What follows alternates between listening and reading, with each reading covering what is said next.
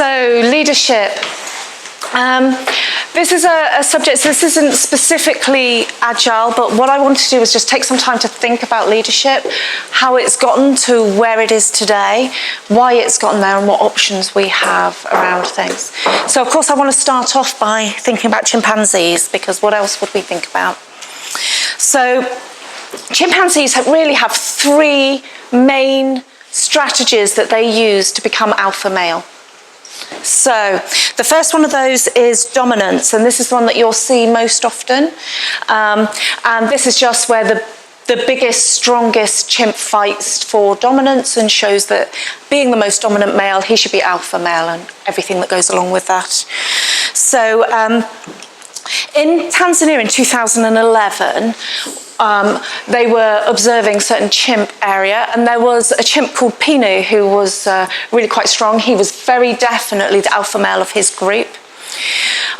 He would bully all the other males, so even the males who were in his immediate cohort, his lieutenants, he would beat on them, he would hurt them to just show that he was still king of the roost, he was still where he should be. Now, Pinu did this once too often. He went to a point where he was really brutally attacking one of his lieutenants. And what actually happened was all of the other lieutenants ganged together and beat him to death, and he died. It's a very happy tale. And that was the end of him as alpha male, but this is still the most common approach used in the chimpanzee communities that we've observed. The second of the three strategies is actually intelligence. So we have Mike, also in Tanzania, but this was in 1964 that this was observed. What he did, there were a group of people who were living nearby the chimps, because obviously that's how the observations were happening. So there was a research station. And he snuck into that research station and he stole 2 empty kerosene bottles. Now, he was quite a small chimp, he wasn't a strong one. There's no way he was going to become alpha male through the more traditional route of dominance. But what he did was he started to run at the other alpha males, hitting these on the floor, making all sorts of strange noises, waving them at them. And they didn't know what it was. They didn't know what these things were, they didn't know what they could do, and they were scared of it. And they all submitted to him as alpha male. And he actually came up over the years with a number of different approaches, still using these kerosene bottles. They were never taken back off him again. But all sorts of different ways of keeping them scared. So it was still a scare tactics, but it's a really good example of where people can actually use their intelligence to make up for the fact that they don't have maybe the physical brawn that's needed. The third strategy is all about political alliances.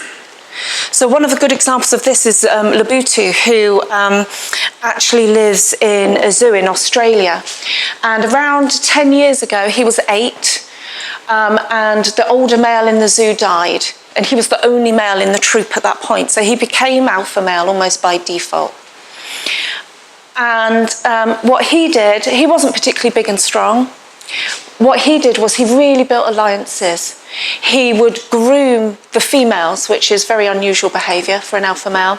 He would play with the young of the troop, which is also very unusual. He would share his food with them. They all really liked him. And then in later years, when other chimpanzees came along who were male, who were stronger, who wanted to fight for dominance, they were actually beaten down by the females. So there was one particular example where 17 females attacked the male who was trying to actually take control from him. And Louise is still 10 years on the alpha male of that particular group. So there's also, although we talk a lot about leadership and about, in this case, alpha males and becoming alpha male, we get the impression that everybody wants to do that. And that's not actually true. Even in the chimpanzee world, so we have Jomio, who actually was the biggest, the strongest by far in his troop, but just wasn't that bothered. He was the lowest on the pecking order. He got the food last. He was absolutely the lowest. So it wasn't that he chose not to be there, it just wasn't in his nature that he wanted to be that alpha male. So we have these three different ways of these guys becoming alpha male. Which one works the best? Any thoughts? The last one. Say again?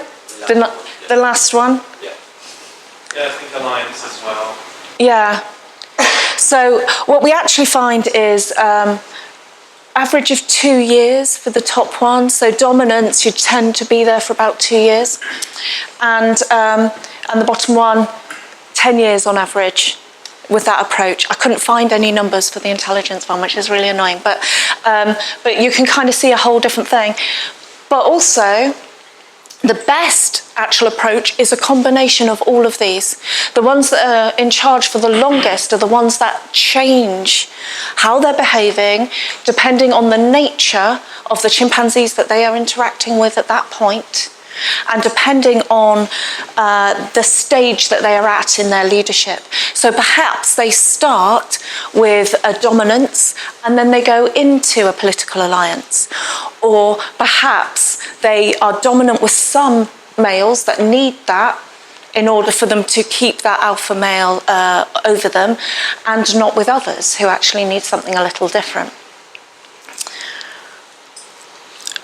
It's also interesting to think about the family groups of chimpanzees. So they have a close family group of around 7, and they live in a bigger group of around 50. This is pretty standard numbers across, no matter where we've observed chimpanzees.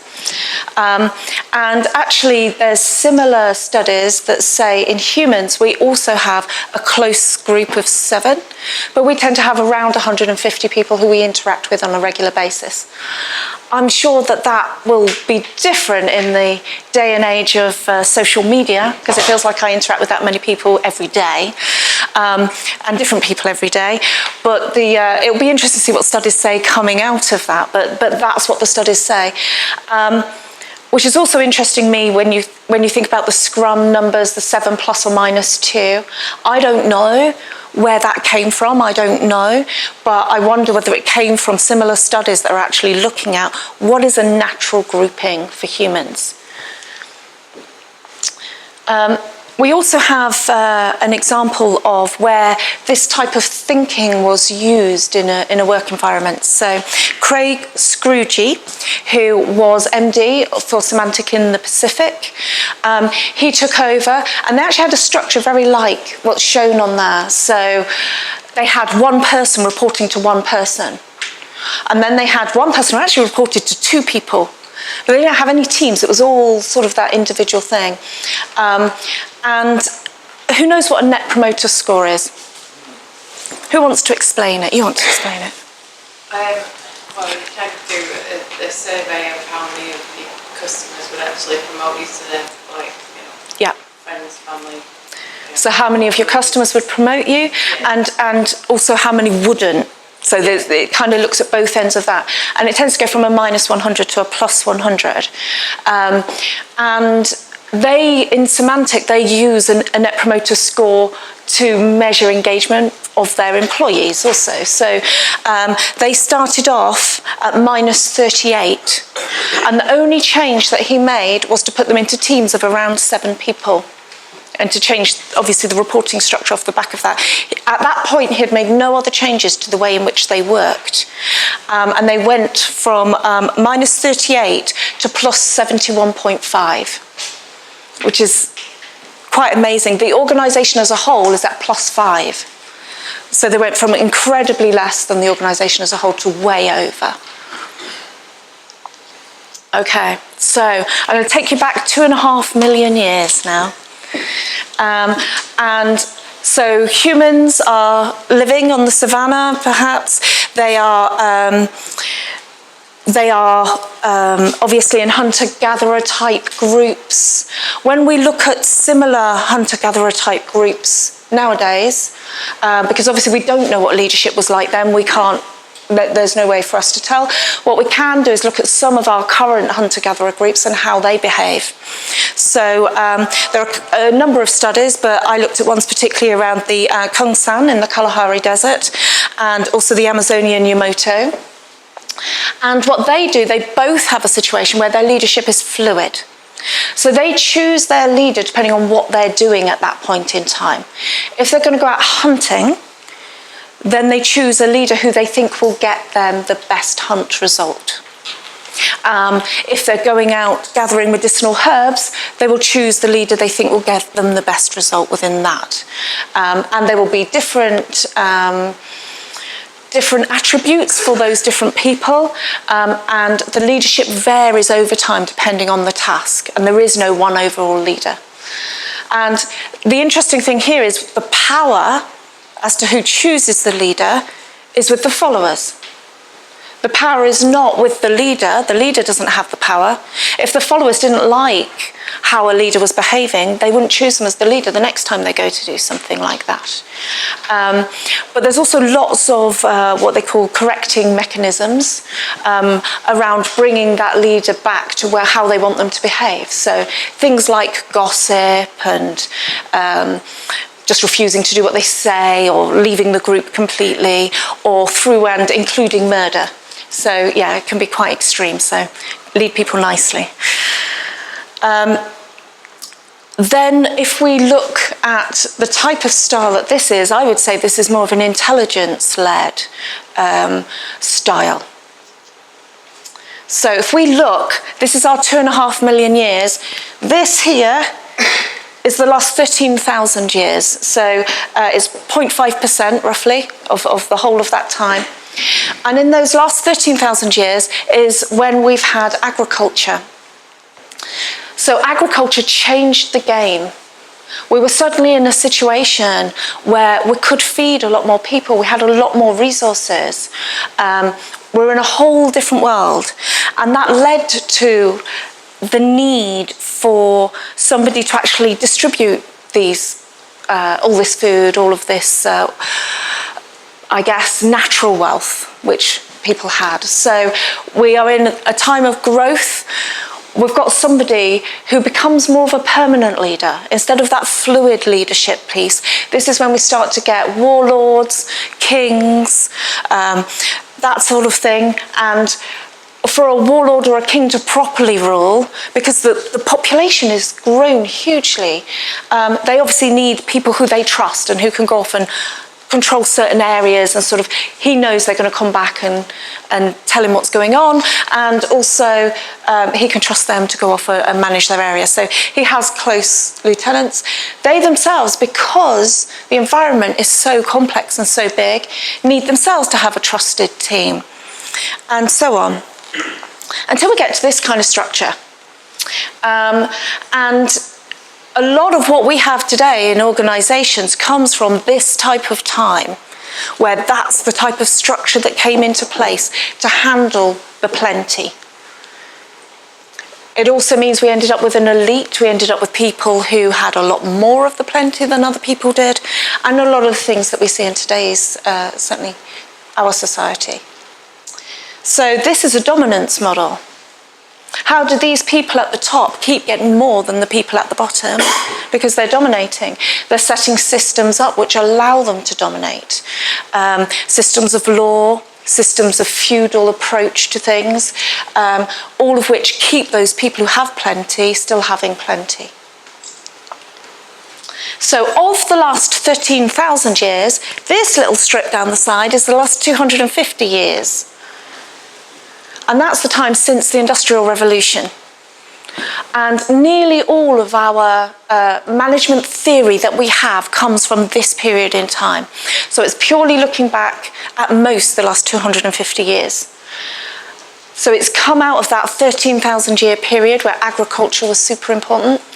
And it's led us to sort of almost put that into most organisations now. This, the whole Taylorism type approach to management, the whole scientific management movement, and we have this structure sort of built in now to nearly every organisation. And even when a smaller, more agile organisation that works in a really different way grows, you start to see these things happening. Again, dominance.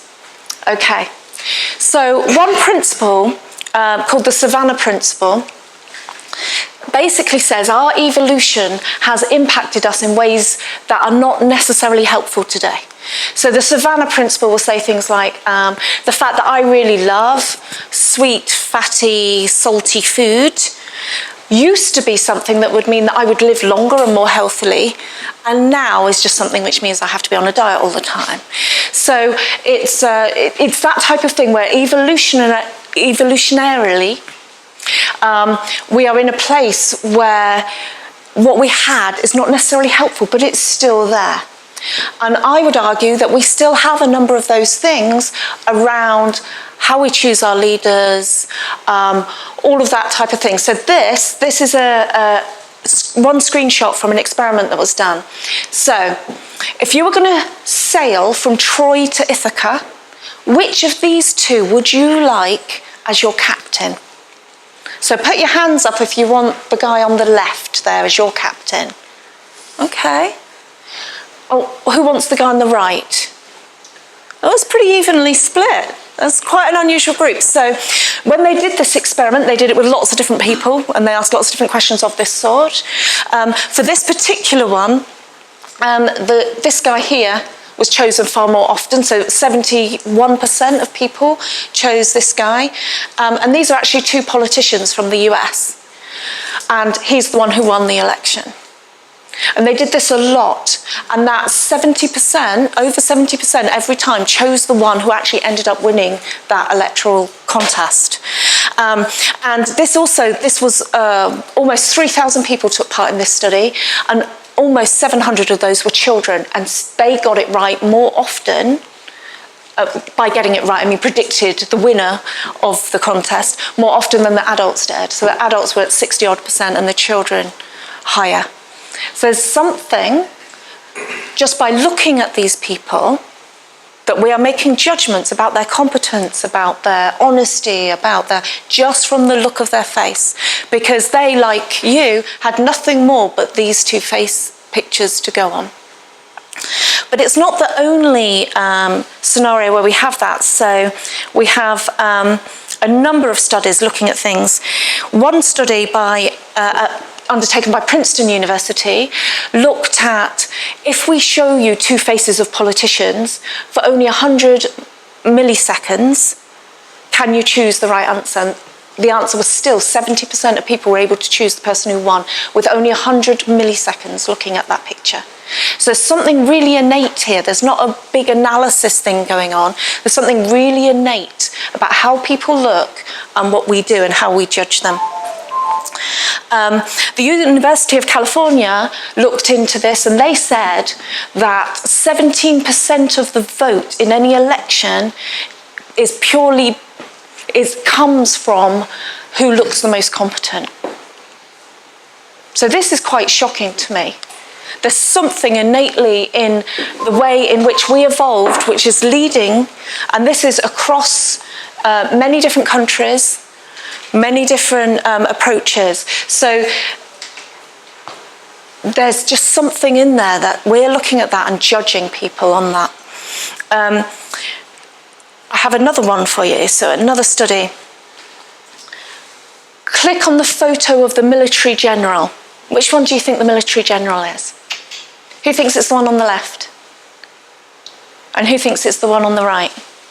Most of you think it's the one on the right. Quite unsatisfyingly, I don't know what the answer is. But I think it's the one on the right as well. So I'm declaring that to be the right answer. So this was a study where they ran it in the UK, but the faces were from people from the US. They were trying to remove the chance that people knew these people. And it was around 400 people.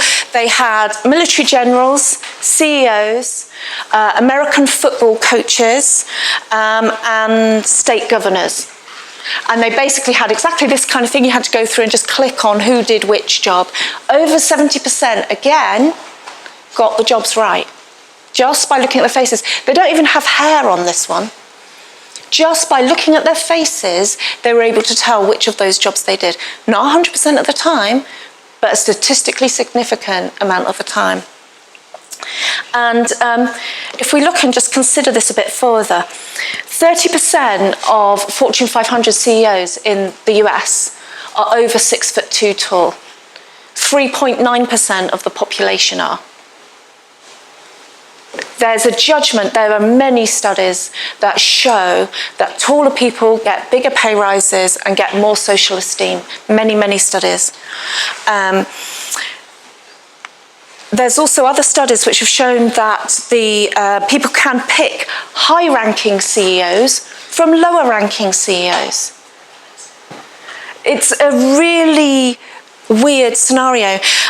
They think that's on the squareness of the jawline. They think that's what's actually driving that, which they think may be driven in the womb from the level of testosterone. So there might be a behavioural thing that this is coming from, or a view of how someone looks gives us a judgment of a behavioural thing. And this isn't just men either. There's a study of female CEOs which shows that actually when people rated their competence purely on looking at their faces, they rated their competence, that was actually, it correlated with the results of the organisations that those women ran. So this is more, in this scenario, than even just how we're judging people. But actually, it seemed to correlate in and through to the actual results of the organisation, which is more worrying in my view. This can all go far too far. So this company called Faceception, they are an organisation based in Tel Aviv. They are a small startup type company. And they claim that they can, through their CCTV technology and analysis, they can tell who's a terrorist, who is a paedophile, all sorts of other things. So on these pictures here, who can tell me which is the professional poker player according to Faceception? One on the far right. This one here you think is the professional poker player? The second one? Yeah? It's the second one. Interesting. So who on this list has high IQ? 1, 3, far right. 4. Kind of varying, aren't we? It's number 1 according to them. So we have 2 left. One is a bingo player and the other one is an academic researcher. So of these 2 here, which is the bingo player? All the women are shouting out that the man is the bingo player. Any of the men want to comment? Which one of these 2 is the bingo player?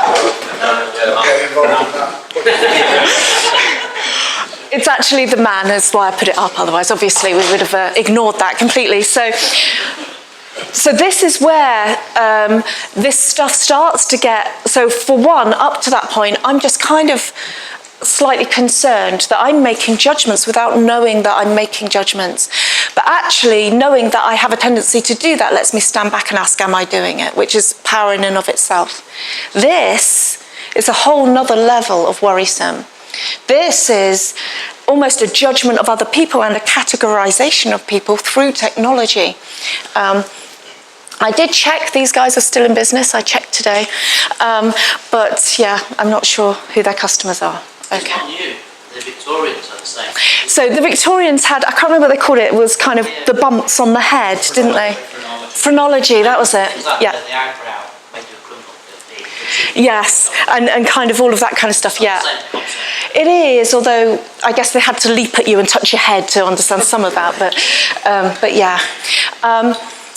It's also bobbing back to the 2 faces piece. Has anyone seen the computer program inventor versus serial killer on the internet? It's the same thing. So you say they are the same.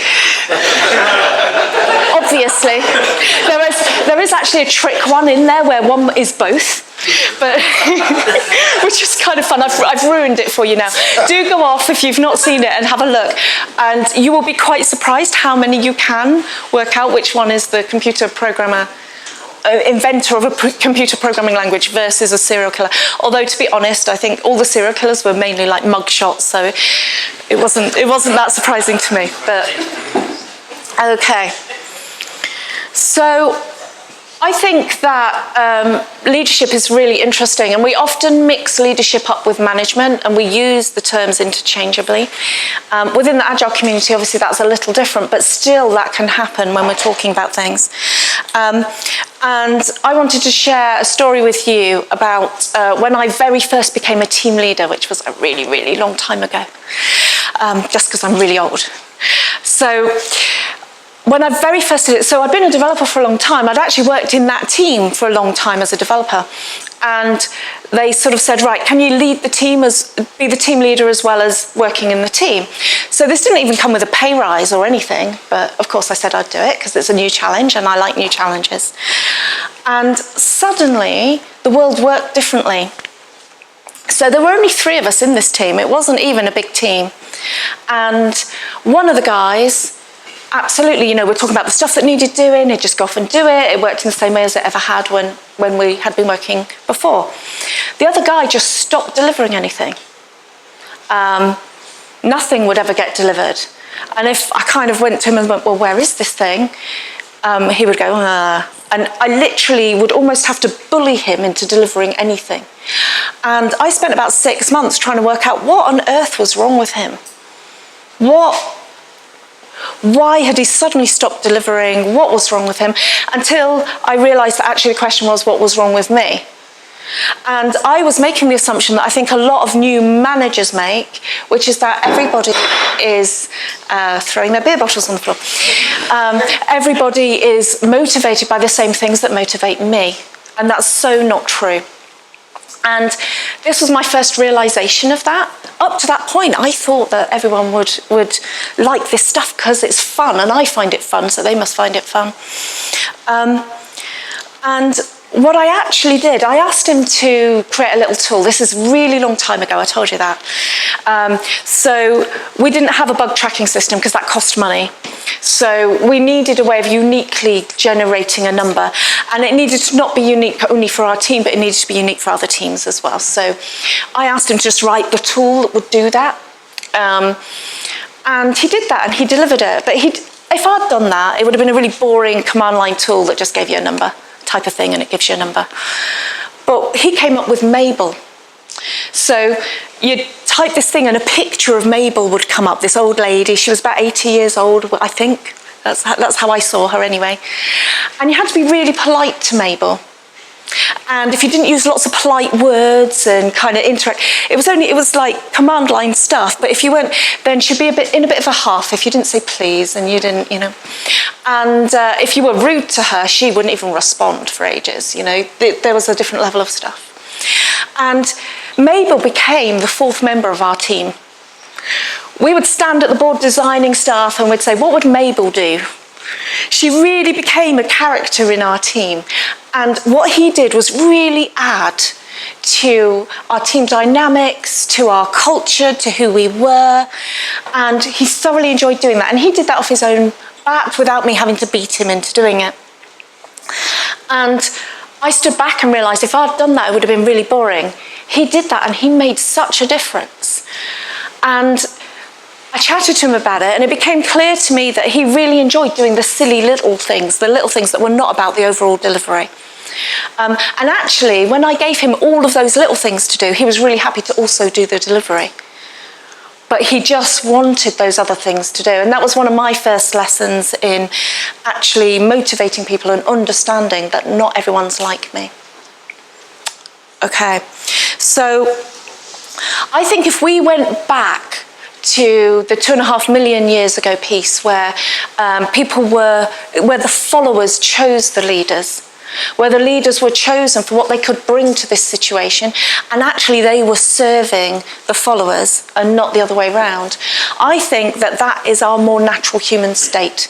And all of this hierarchical approach actually has been introduced through the systems that we've been through going through agriculture, all of that surplus, then it being embedded in through the cultural situation that we're in during the Industrial Revolution, which just embedded that further. And we're sitting in a world and in a corporate world where this is normal. And, you know, I would argue that we should turn it back round. And there are a number of movements that are looking at doing that. You can look at the servant leadership piece, which is very much around that type of area.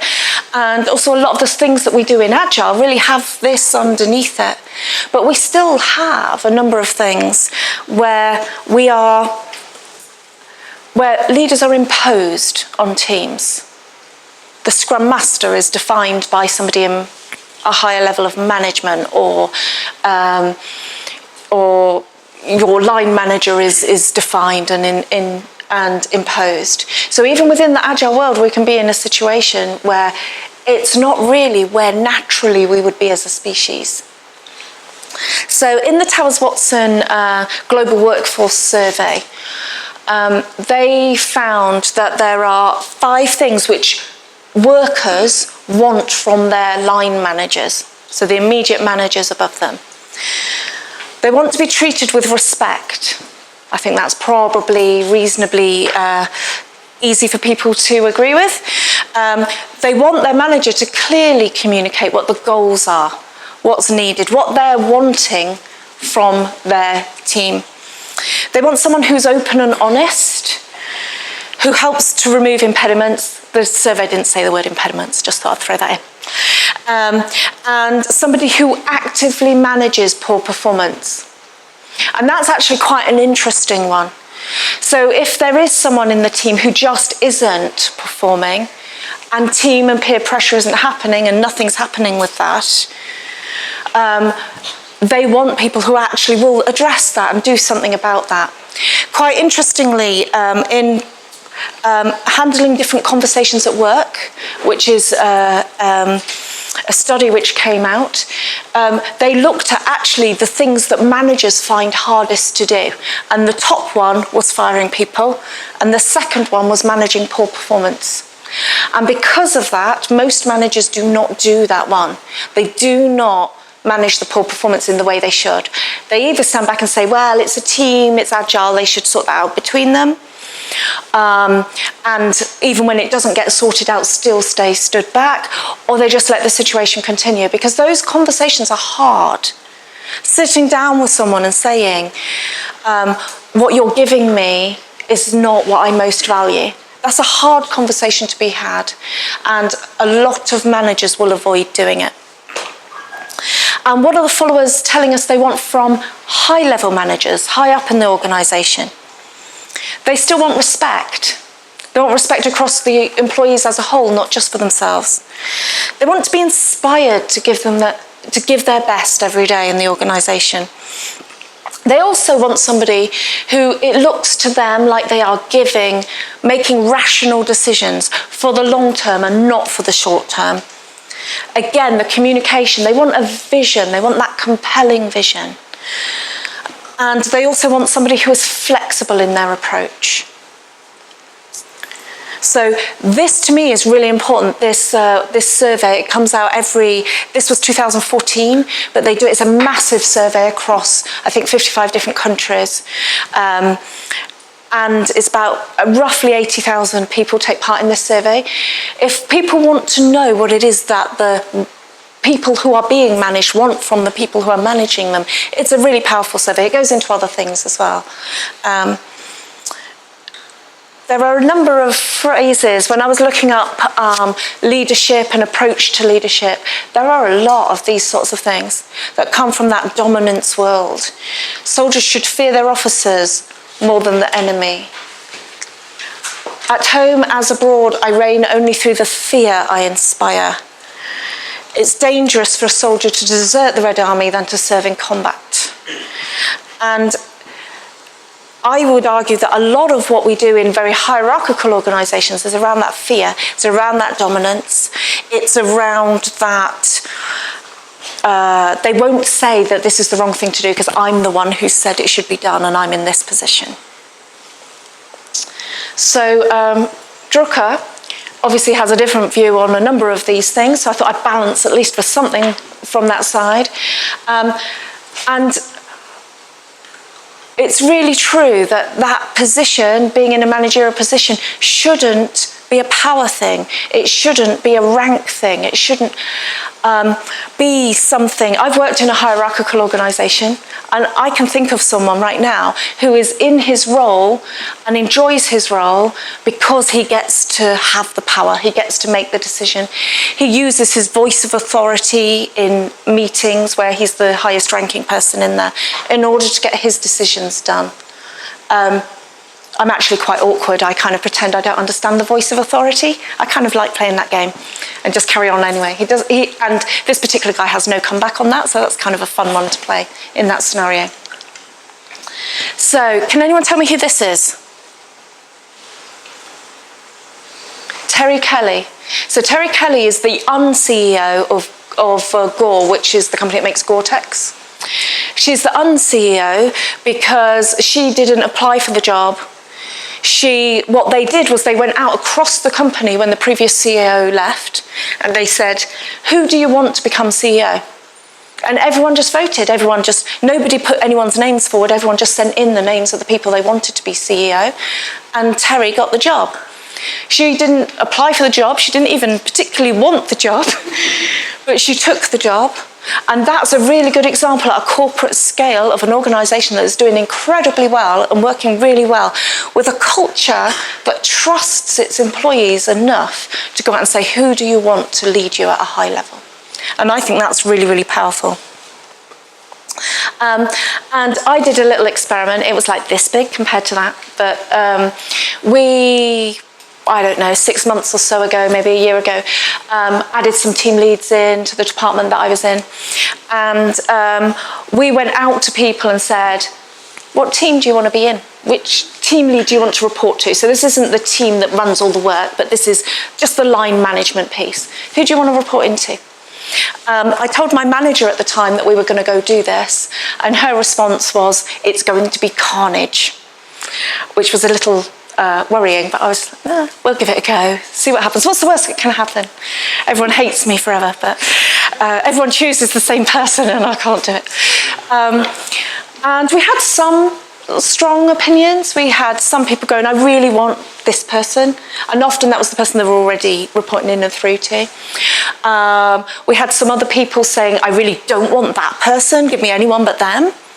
And most people were like, we're just happy to be actually in any of them, they didn't really mind.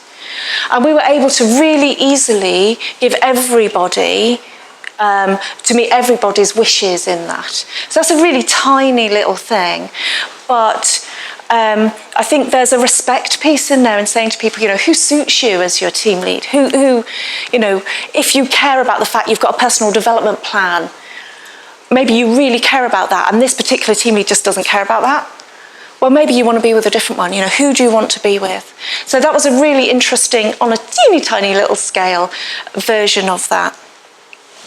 There was also a study by Harvard Business Review, looked at about 55 businesses and leadership styles. So when you read the literature, there's lots of different ways of talking about leadership styles, but one of the two categories that get used are you task-oriented as a leader? So you're trying to manage the tasks that people are doing and you're looking at the work that needs to be done? Or are you relationship oriented, where you are trying to build those relationships between you and everybody else and between everyone else and each other, and actually you let that go through? And what they actually did, what they found was, like the chimpanzees, the best performing teams, the best performing areas were ones where the leaders actually changed their styles. So I'm sure most of you are familiar with the whole forming, storming, norming, performing view of teams.